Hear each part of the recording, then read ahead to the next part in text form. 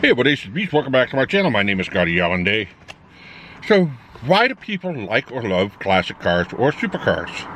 What's the difference? Which cars are faster, supercars or classic cars?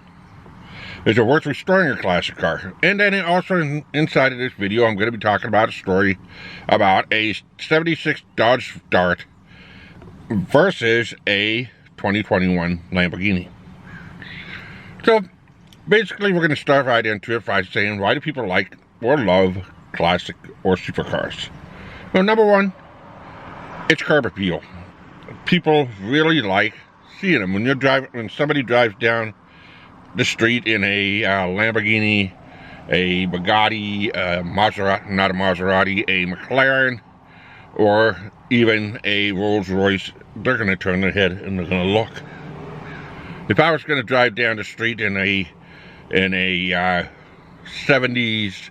Camaro or a 70s Camaro, a 57 Chevy, 37 Ford flatback, a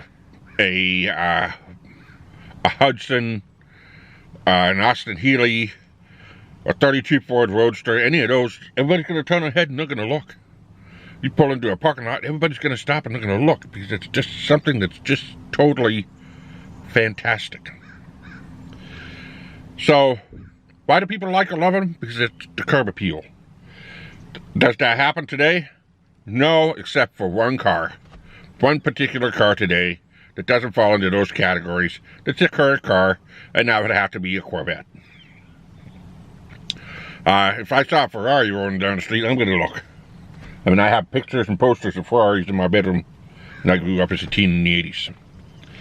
So, what is the difference? One's a fast sports car that tall people have a hard time getting into. And the other one, well, it's a car you can actually work on. And the more work you do on it, the more value it gets. It's pretty much the difference. Maybe. But, so, which cars are faster, supercars or the classics? So here goes the story about the 76 Dodge Dart and the 2021 Lamborghini.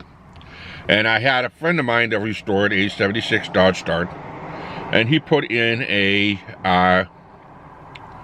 biodiesel engine into the Dodge Dart. He had to do all kinds of modifications.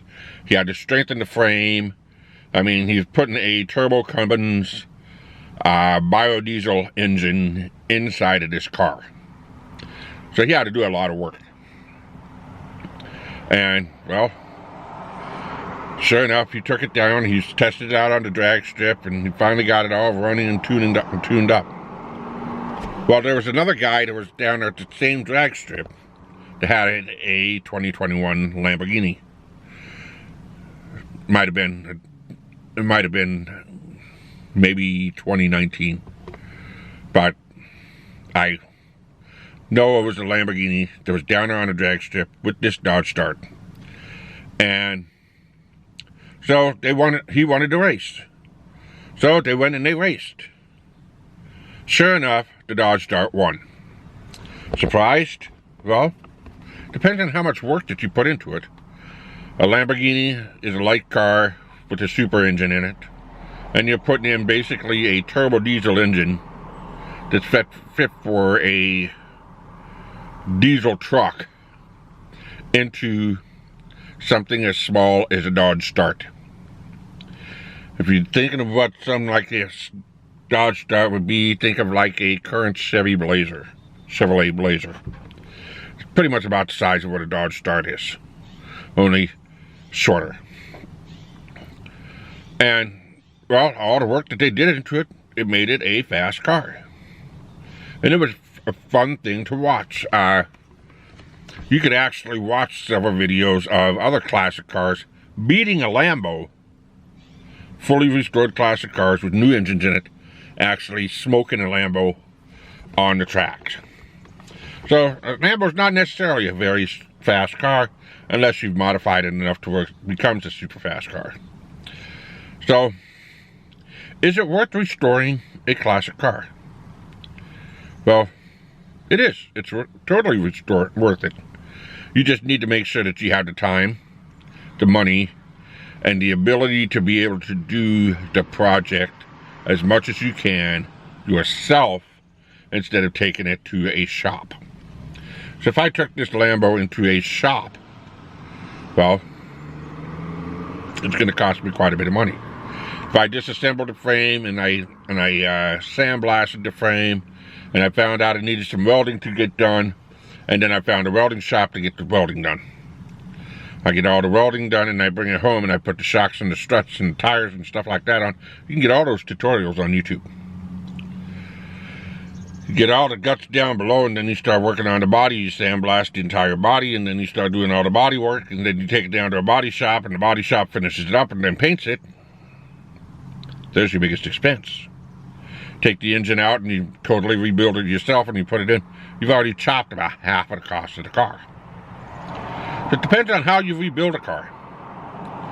So, in general, a classic car is more than very well worth it. Now, the question remains is, but a Lamborghini is very valuable, isn't it? A McLaren is valuable. Well, actually, if you've actually watched a lot of the classic car auctions, if you had a 1970 Chevelle LS, which stands for Limited Series, and you put it on the auction block, and it's bone stock, and let's say it has low miles on it, and you put it on the auction block, that is a very rare car. Now, that car is going to go up for about $5 million. If you get a Ford Mustang Billet, which I believe all of those have actually been in collectors' hands now, but a Ford Mustang Billet actually went for $5 million. They've had countless cars that have gone for several millions of dollars because it's very rare and very hard to be able to find them. So classic cars are worth it, and they're actually worth the investments. Classic tractors are now starting to climb up into that category as well. So classic cars are fun to collect. And the fun thing is, and the best thing is, because of these classic cars are so fun to collect, you can actually work on them yourself. You don't need to have a computer. You don't need to be a computer scientist to be able to, do the work yourself. And because you do the work yourself, you can be able to do the maintenance to be able to keep that car running and keep the repair costs at a minimum. But the Lamborghini, it's an imported car, and a lot of people don't know how to work on them. And because they are a supercar, a lot of times they have supercomputers inside, and pretty much you have to take it to a shop and spend a fortune having them worked on. So, there's my take on supercars versus classic cars. If you like the video, please like and share it. If you have a supercar or a classic car that you really like, that you dream of having, please drop it in the comment section below. Let me know. I'll be glad to see it. I'll respond to your comments. If you're new here, hit that subscribe button, hit that notification bell so you don't miss another video. Until next time, keep on rocking.